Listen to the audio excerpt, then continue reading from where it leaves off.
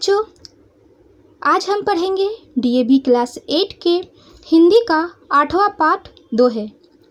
बच्चों, मैं आप लोगों को पहले दोहे के बारे में बताना चाहती हूँ कि दोहा होता क्या है। दोहा एक प्रकार का अलंकार है। अलंकार क्या होता है? अलंकार मतलब गहना। जैसे स्त्रियां खुद को गहनों से सजाती हैं, उसी प्रकार कवि अपने विचार को क्या कहते हैं, अलंकार के द्वारा सजा के प्रस्तुत करते हैं, ताकि उसको पढ़ने में मन लगे और छोटे में ही वह बड़ी बड़ी बातें कह सके। उसी अलंकार का एक रूप दोहा है। बच्चों, जब वादी काल था या भक्ति काल था, उस ज़माने में लोग अपनी ज़्यादातर रचनाएं दोहे में ही लिखा करते थे, क्योंकि दोहों द्वारा आप बड़ी से बड़ी बात को बड़े ही आसान तरीके से लिख सकते हैं और इसे याद करना भी उतना ही सरल होता है। यही कारण है कि पुराने ज़माने के जितने भी कवि हुए, वो अपनी रचना को प्रभावशाली बनाने के लिए दोहे का ही प्रयोग करते थे। बच्चों, इस पाठ में हम कबीर, रहीम और बिहारी की दोहे पढ़ेंगे। कबीर कौन थे? कबीर भक्ति काल के एक बहुत ही प्रसिद्ध कवि हुए थे। उनकी कविता जितनी प्रभावशाली होती थी, उनका व्यक्तित्व भी उतना ही प्रभावशाली था। रहीम कौन थे? रहीम अकबर के दरबार के एक दरबारी कवि थे। उनका पूरा नाम अब्दुल रहीम खान खाना था। बिहारी कौन थे? बिहारी रीति काल के एक प्रसिद्ध कवि थे। ये जयपुर के राजा जयसिंह के दरबारी कवि थे और कृष्ण के एक अनन्य भक्त थे। बच्चों, तो शुरू करते हैं आज का पाठ दोहे। जाति न पूछो साधु की, पूछ लीजिए ज्ञान, मोल करो तलवार का, पड़ा रहने दो ज्ञान। मतलब प्रस्तुत पंक्ति कबीर जी द्वारा रचित है और इन पंक्तियों में कबीर जी हमें क्या बता रहे हैं कि हमें कभी भी किसी साधु की जाति नहीं पूछना चाहिए। हमें बस उसके ज्ञान का ही ध्यान देना चाहिए कि वह अपनी तपस्या और सिद्धि से कितना ज्ञान प्राप्त किए हैं और उस ज्ञान से हमें क्या लाभ होगा। और उनकी जाति जान के हम क्या करेंगे? हमें उनके जाति जानने से कोई मतलब तो नहीं है।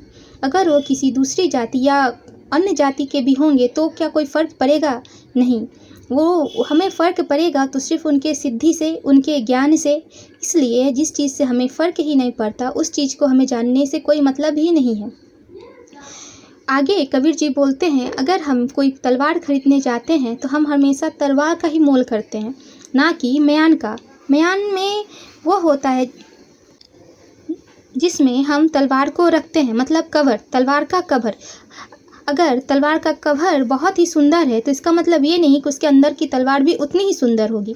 जब हम तलवार किनने जाते हैं तो हम किसका मोल करते हैं? सिर्फ और सिर्फ तलवार का, उसके धार का, उसके वजन का, उसके साइज का। हम लोग जो भी चीज़ खरीदने जाते हैं, हमारा ध्यान पूरे उस चीज़ पे होता है, ना कि उसके बाहरी कवर पे। उसी प्रकार साधु कोई भी क्या होता है, उसके ज्ञान से हमें, उसके आंतरिक ज्ञान से ही हमें मतलब होना चाहिए, ना कि बाहरी जाति से। इस प्रकार कबीर जी इन दोहों के द्वारा जाति और बाहरी आडंबर पे चोट कर रहे हैं। दूसरा है, तिनका कबहु न निंदिए, जो पायंतर होए, कबहु उड़ी अखियन परे, तो पीर घनेरी होए। इन दोहों में कबीर जी हमें बता रहे हैं कि किसी भी छोटी भी चीज़ का हमें अपमान नहीं करना चाहिए, क्योंकि अगर वो अपने पे आ जाए तो हमें क्या कर देगा, हमें बहुत ही ज़्यादा दर्द हो जाएगा। जैसे कि यहाँ समझाते हुए हमें बता रहे हैं कि अगर हमने तिनके की ही बात कर लें, जो प्राय हमारे कहाँ रहता है, पैर के नीचे ही रहता है, अगर वो उड़ जाए और उड़ के हमारे आँख में पड़ जाए तो क्या होगा, हमें बहुत ही ज़्यादा दर्द होगा। पीर मतलब यहाँ दर्द होता है, घनेरी मतलब बहुत, मतलब हमें क्या करेगा, बहुत ही ज़्यादा दर्द देगा। इसलिए हमें किसी भी छोटे से छोटे चीज़ का अपमान नहीं करना चाहिए। और अपने तीसरे दोहे में कबीरदास जी क्या कह रहे हैं? कुटिल वचन सबसे बुरा, जारी करे सब छार, साधु वचन जल रूप है, बरसे अमृत धार। मतलब कटु मतलब होता है कड़वा वचन, वचन मतलब बोली। क्या बोल रहे हैं यहाँ कबीर जी? जो कड़वा जो लोग बोलते हैं, उनकी बोली क्या हो, सबसे बुरी हो, सबसे खराब है। क्योंकि कटु वचन है, जो जिसकी बोली बुरी होती है, वो क्या करते हैं, अपनी बोली से सब कुछ जार के राख करते, मतलब सुन के ही क्या बहुत ही बुरा लगता है, अंदर से सब कुछ मतलब गुस्सा इतना चढ़ता है कि और जो साधु वचन मतलब अमृत बोली, मतलब कि जो लोग मीठा, साधु मतलब कैसे बोलते हैं, साधु लोग मीठा बोलते हैं। जो लोग मीठा बोलते हैं उनकी वाणी कैसी होती है, आत्मा को जाके संतुष्टि प्रदान करने वाली होती है। जैसे कि जल अगर जब हम लोग पीते हैं तो उससे हमें क्या मिलता है, आंतरिक शांति मिलती है। उसी तरह जो लोग मीठे बोलते हैं तो उनकी बोली से हमें क्या मिलती है, अंदर से खुशी। और जो लोग कड़वा बोलते हैं उनकी वचन सुन के हमें अंदर से क्या आता है, बहुत ही ज़्यादा रोष या गुस्सा आता है। इसलिए बच्चों हमें कभी भी कड़वा या कर्कश नहीं बोलना चाहिए, सबसे हमेशा मीठा बोली ही बोलना चाहिए। बच्चों कबीरदास के दोहों के बाद अब हम रहीमदास पे आते हैं।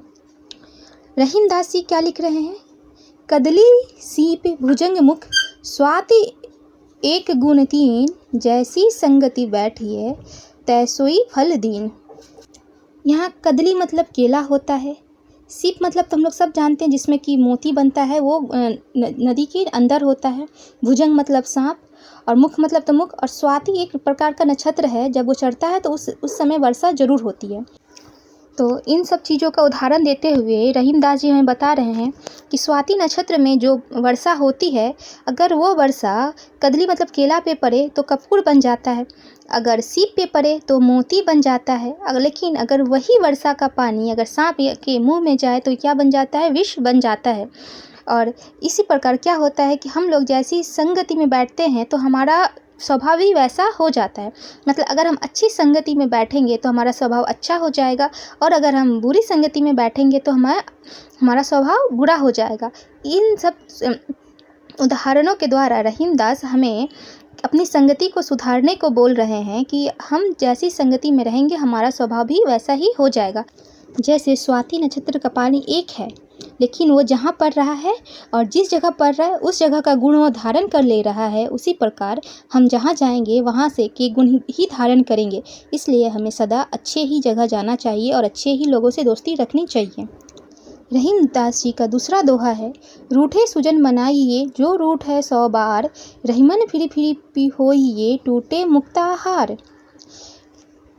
इन पंक्तियों द्वारा रहीम हमें बता रहे हैं कि सुजन मतलब अच्छे लोग होते हैं। अगर अच्छे लोग किसी कारणवश आपसे रूठ जाए, मतलब आपसे गुस्सा हो जाए और आपसे बात न करें, तो उन्हें आप क्या करिए, किसी तरह करके बार बार उन्हें मना लीजिए। अगर वो बार बार रूठ रहे हैं किसी कारण से तो आप उन्हें बार बार मना लीजिए, पर उनसे दोस्ती मत तोड़िए। क्योंकि अच्छे लोग की संगति में अच्छा ही फल मिलता है। जिस प्रकार अगर हमारे पास कोई बहुमूल्य मोती हो और उसका हार हो, तो अगर वो मोती का हार टूट जाए तो क्या हम मोती फेंक देते हैं? जी नहीं, हम क्या करते हैं, उन सारे मोतियों को इकट्ठा करते हैं और फिर से एक नया हार बनाते हैं। उसी प्रकार अगर आपके अच्छे दोस्त हैं, दोस्त आपके अच्छे हैं और उनसे आपकी दोस्ती टूटने लगे या किसी कारणवश गुस्सा हो जाए, तो हमें क्या करना चाहिए, उस दोस्त को किसी तरह कुछ भी जतन करके हमें मना लेना चाहिए। रहीम का तीसरा दोहा है, बिगड़ी बात बने नहीं लाख करो किन कोय, रहीमन फाटे दूध को मथे न माखन होए। इस दोहे में कबीरदास जी बोल रहे हैं कि अगर कोई किसी के साथ हमारी कोई बात बिगड़ गई है, मतलब कि बहुत ही ज़्यादा बात मतलब ख़राब हो गया है, रिश्ता बहुत ही ज़्यादा ख़राब हो गया है, तो क्या होता है कि उसके बाद वो रिश्ता कभी फिर वो पहले जैसा नहीं होता। जैसे कि अगर आपका कोई बहुत अच्छा दोस्त है और बीच में कुछ मिसअंडरस्टैंडिंग हो गई है, कि अगर वो कोई बीच में आकर झगड़ा लगा दिया, कुछ भी किसी प्रकार कोई मिसअंडरस्टैंडिंग हो गई है, तो क्या होगा कि वो फिर पहले जैसी वो दोस्ती फिर कभी नहीं होगी। चाहे आप कितना भी कुछ कर ले, वो जो दोस्ती है आपकी हो सकता है जुड़ जाए, पर कैसा नहीं होगा, पहले जैसा नहीं होगा। जैसे कि अगर हम दूध को फट गया है, फटा हुआ दूध, बच्चे आप देखे ही होंगे ना कि दूध क्या होता है, कभी कभी फट जाता है वो। तो अगर हम उस फटे हुए दूध को कितना भी मखें, दिन भर रात भर मखते रहें, तो भी वो क्या होगा, वो मक्खन नहीं बनेगा, मतलब उसमें से कभी मक्खन निकलेगा ही नहीं। इसी प्रकार अगर अच्छे दोस्त के साथ बीच में किसी प्रकार का कोई मतभेद आ गया है, तो हम कितनी भी कोशिश कर ले कि हमारा संबंध पहले जैसा हो जाए, वो नहीं होगा। इसीलिए अच्छे दोस्तों के साथ कभी भी किसी प्रकार का मतभेद आने ही नहीं देना चाहिए। रहीमदास अपने चौथे दोहे में क्या बोल रहे हैं, रहीमन निज संपत्ति बिना को न विपत्ति सहाय, बिनु पानी जो जलज को नहीं रवि सके बचाए। मतलब रहीमदास जी इन पंक्तियों द्वारा हमें संदेश दे रहे हैं कि हमें सिर्फ अपनी संपत्ति के साथ ही हमें लाभ हो सकता है। अगर हम कष्ट में हैं तो हम अपनी संपत्ति से ही उस कष्ट से उबार सकते हैं। अगर हम सोचें कि कोई दूसरी हमें संपत्ति दे देगा और हम इस कष्ट से उबर जाएंगे, तो नहीं, ऐसा नहीं होता है। हमें अपनी ही संपत्ति से ही उस कष्ट को उबरना होता है। कोई आके हमें कितना भी मदद कर दे, पर वो कष्ट कभी दूर नहीं होता है। जैसे कि जलज मतलब कमल होता है। अगर कमल जो पानी में खिलता है, अगर वो कमल में पानी ना रहे तो क्या होगा? रवि मतलब सूर्य होता है। अगर कमल में पानी में ही ना रहे तो क्या होगा? कितना भी अच्छा सूरज की रोशनी हो, वो कमल क्या होगा? वो मुरझाएगा ही मुरझाएगा। क्यों? क्योंकि उसका नेचर, उसका स्वभाव है पानी में रहना। अगर उसमें पानी ना रहेगा तो सूर्य भी उस कमल को बचा नहीं पाएगा। इसी प्रकार हमें हमेशा अपना काम करना चाहिए और अपना पैसा कमाना चाहिए, ना कि दूसरों की संपत्ति से कोई आस रखनी चाहिए। क्योंकि दूसरे हमें कितनी भी संपत्ति दे दे, हम विपत्ति से नहीं उबर सकते हैं। बच्चों, रहीम के इन प्यारे दोहों के बाद अब हम बिहारी के दोहे पे आते हैं कि बिहारी अपने दोहे में हमें क्या शिक्षा दे रहे हैं। शीश मुकुट कटिकाछनी कर मुरली उरमाल, यदि बानिक मन वसे सदा बिहारी लाल। इस दोहे में बिहारी जी अपने आराध्य श्री कृष्ण के रूप सौंदर्य का वर्णन कर रहे हैं। शीश मतलब मुकुट होता है, कटी मतलब कमर होता है, काछनी मतलब कमर पे जो काले मोती की धागा बंधा रहता है उसे काछनी कहते हैं।